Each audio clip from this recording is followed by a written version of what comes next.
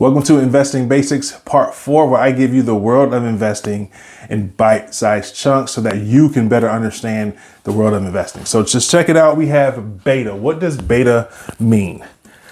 Beta measures the volatility of a portfolio or a stock. So when we talk about beta, we want to know, compared to the overall market, how fast does this stock go up or go down depending on what the overall market does. And this is very important.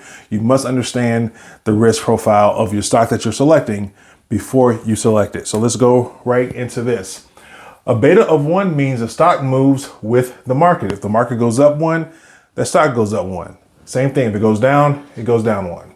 Anything greater than 1, that means it's more volatile than the overall market.